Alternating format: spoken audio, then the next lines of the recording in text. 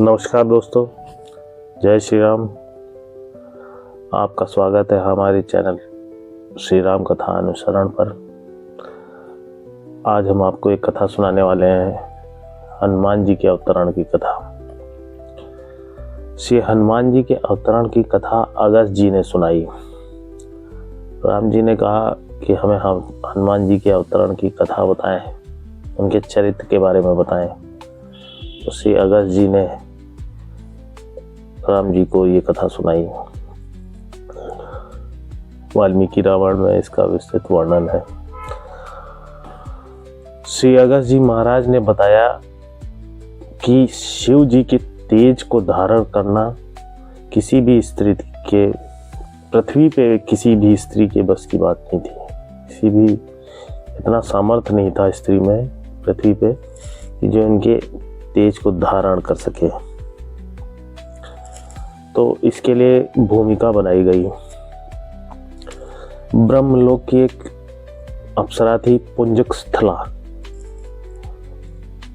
उन्होंने किसी महर्षि का उपहास किया, जिसके कारण उन महर्षि ने उन्हें वानरी होने का श्राप दे दिया।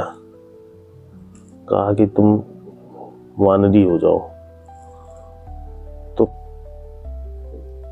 पुंजक स्थला का जन्म श्री गौतम, महर्षि गौतम के पुत्री के रूप में हुआ, जिनका नाम अंजना हुआ। अंजना माता गौतम ऋषि की पुत्री है। उनका जन्म गौतम ऋषि के द्वारा हुआ, के पुत्री रूप में हुआ। गौतम ऋषि के पुत्री के रूप में अंजना माता का जन्म हुआ। अंजना माता जब बड़ी हुई तो उनका विवाह वानर राज केसरी से संपन्न हुआ। अब वानर राज केसरी भी ऋषियों के श्राप के कारण, उनको भी ऋषियों का श्राप लगा हुआ था कि आपके तेज से भी कोई पुत्र उत्पन्न नहीं होगा। उनको ऋषि का श्राप था, ऋषियों का श्राप था कि आपके तेज से कोई पुत्र उत्पन्न नहीं होगा। एक समय की बात है, अंजना एक पर्वत शिखर पर तपस्या कर रही थी।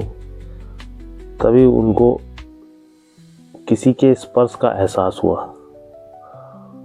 तो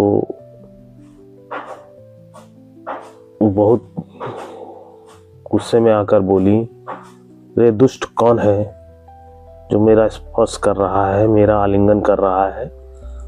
मैं एक पतिव्रता स्त्री हूं और मैं श्राप दे दूंगी अभी। उसी वक्त वायुदेव प्रकट हुए। वायुदेव ने कहा, मैं पवनदेव हूं, मैं प्राणवायु के रूप से हर किसी इंसान के अंदर बाहर, भीतर बाहर प्रवेश कर सकता हूं। भाई प्राणवायु से ही तो सबका शरीर चल रहा है। उन्होंने कहा कि मेरा स्पर्श किसी को दूषित नहीं करता, क्योंकि मैं भगवान की विभूति ही हूं। तो उन्होंने कहा कि आप श्राप कृपया से आप मत दें। पवनदेव बोले, मैंने भगवान शिव का दिव्य तेज आपके कर्ण भाग से आपके उदर में स्थापित किया है। इससे भगवान श्री राम की सिद्धि होगी, कार्य में सिद्धि होगी, भगवान राम के कार्यों में सिद्धि होगी। तो इसलिए आपके पास श्राप न दें। पवनदेव ने बताया कि जिस दिव्य तेज को मैंने आपके उदर में स्थापित किया, उससे आपको पुत्र की प्राप्ति होगी। वो पुत्र महाबलशाली, पराक्रमी एवं ज्ञान से संपूर्ण होगा। महाज्ञानी, महापराक्रमी और महाबलशाली होगा। अंजना बहुत प्रसन्न हुई। शिव जी का दिव्य तेज हनुमान जी के रूप में उनको प्राप्त हुआ। जब भगवान ने मोहिनी रूप का अवतार धारण किया था तब शिव जी वहां उपस्थित नहीं थे, क्योंकि उन्होंने हलाहल विष का पान किया था। उस विष की गर्मी का शमन करने के लिए वे वहां से कहीं चले गए थे। बाद में जब वे लौटे तो उन्हें पता चला कि प्रभु ने कैसे मोहिनी रूप धारण करके दैत्यों को मोह लिया था। तो उन्होंने प्रभु से इच्छा प्रकट की कि मैंने प्रभु आपके सारे अवतारों का दर्शन किया है, आप हमें मोहिनी रूप का भी दर्शन कराएं। भगवान बोले कि वो रूप मैंने असुरों को मोहित करने के लिए धारण किया था, वो रूप आपके लिए नहीं है, वो रूप महात्माओं के लिए नहीं है, वो असुरों के लिए ही मैंने धारण किया था। आप महात्मा हो, आपके लिए वो रूप नहीं है। प्रभु ने कहा ऐसा वो रूप हमारा ऐसा रूप है जो कि बड़ा भड़काऊ और कामोत्तेजक रूप है, तो कृपा करके उस रूप का आप दर्शन मत करें। प्रभु ने कहा, शिव जी बोले, प्रभु आप भक्त के लिए आपके तो सारे रूप देखने योग्य है, आप हमें वो रूप का दर्शन कराइए। तो भगवान बोले आपको ना तो मैं कर नहीं सकता, लेकिन समय आने पर मैं आपको वो रूप का दर्शन कराऊंगा। भगवान बोले जन के कछु अधेय नहीं मोरे, मतलब आपको मैं ना नहीं कर सकता, आपको मैं दर्शन कराऊंगा उस रूप के।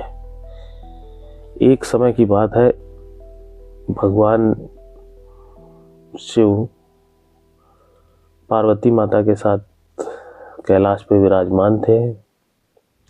तभी प्रभु मोहिनी रूप का धारण करते हुए एक फूल की गेंद से खेलते हुए वहां आए। वह रूप इतना मोहक था कि गणेश जी, कार्तिकेय जी, पार्वती माता वहां उपस्थित थीं, लेकिन उस रूप को देख के शिव जी उनके पीछे पीछे भागे।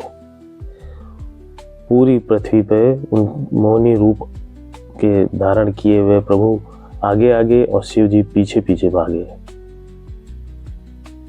मोहिनी रूप को देखकर शिव जी का अमोघ तेज स्खलित हो गया और जहां जहां वो गिरा वहां सोना, चांदी, हीरा, पारा आदि की खाने प्रकट हो गई। वो सब भगवान को कराना था। विंध्याचल के क्षेत्र में जब शिव जी पहुंचे और उनका तेज स्खलित हुआ तो ऋषियों ने उसे अपने पत्र पुटक में विराजमान कर लिया और उस दिव्य तेज को पवन देव को आदेश दिया देके ऋषियों ने कि इसे ले जाकर के माता अंजना भगवती अंजना पर्वत क्षेत्र पे एक पर्वत शिखर पे तपस्या कर रही हैं, उनके अंदर जाके इसे विराजमान करो। तो पवन देव उन्हीं के आदेश पे गए थे। इससे राम काज की सिद्धि होगी। बोलो हनुमान जी महाराज की जय। इसीलिए गोस्वामी तुलसीदास जी कहते हैं, हनुमान चालीसा में कहते हैं, शंकर सुवन केसरी नंदन तेज प्रताप महाजगबंदन। माता अंजना ने 7000 वर्षों तक तपस्या की थी, तो शिव जी प्रसन्न होकर प्रकट हुए थे और उन्होंने कहा था कि मैं ही तुम्हारे यहाँ आके जन्म लूंगा। वे ही 11वें रुद्र के अवतार में श्री हनुमान जी महाराज हैं।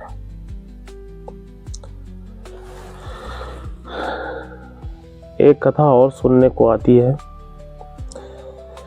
ब्रह्मलोक में एक सुरवचला नामक अप्सरा थी। किसी बात से नाराज होकर क्रुद्ध होकर ब्रह्मदेव ने उसे गृद्धि होने का श्राप दे दिया, गिद्ध होने का श्राप दे दिया। बाद में उसने अपराध के लिए क्षमा मांगी, बोली प्रभु मैं आपकी शरणागति में हूँ, मुझे इस श्राप से मुक्ति दिलाइए। ब्रह्मा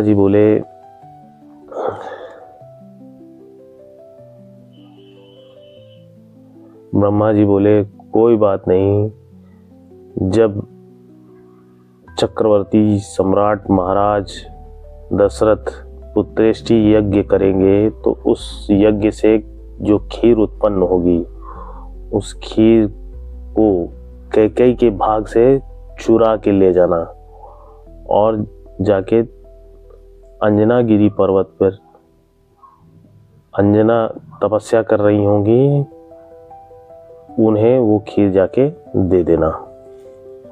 उस चरु से ही हनुमान जी प्रकट होंगे। उस चरु को जब तुम अंजना माता को दे दोगी तो तुम्हारा ये श्राप मिट जाएगा और तुम सुवर्चला नामक से ही अप्सरा वापस ब्रह्मलोक को आ जाओगी। तुम इस श्राप से मुक्त हो जाओगी और सुवर्चला नामक अप्सरा के नाम से ही तुम ब्रह्मलोक को वापस आ जाओगी और उस चरु से ही हनुमान जी प्रकट होंगे। उस चरु को जब माता अंजना ग्रहण करेंगी उससे ही हनुमान जी का जन्म होगा, उसी से हनुमान जी प्रकट होंगे और राम काज की सिद्धि होगी। तो राम जी हनुमान चालीसा में कहते हैं रघुपति कीनी बहुत बढ़ाई, तुम मम प्रिय भरत संभाई। देखो गोस्वामी जी के सूत्र कैसे हैं, सूत्र आप देखिए कैसे हैं गोस्वामी जी के। जिस चरु से भरत जी का जन्म हुआ उसी चरु के भाग से हनुमान जी का भी जन्म हुआ, तभी राम जी कहते हैं कि तुम मम प्रिय भरत संभाई। राम जी हनुमान जी कहते हैं कि जैसे हनुमान जी जैसे भरत जी हमारे भाई हैं वैसे ही आप भी हमारे ही भाई हो। कैसे कैसे रहस्य हनुमान चालीसा जैसे छोटे गोस्वामी जी की हनुमान चालीसा जैसे छोटी से ग्रंथ से निकल के आते हैं। बोलो भक्त वत्सल भगवान की जय। ये कथा आपको कैसी लगी है कमेंट में जरूर बताएं और इस वीडियो को लाइक शेयर और सब्सक्राइब करें। धन्यवाद। जय श्री राम, जय हनुमान।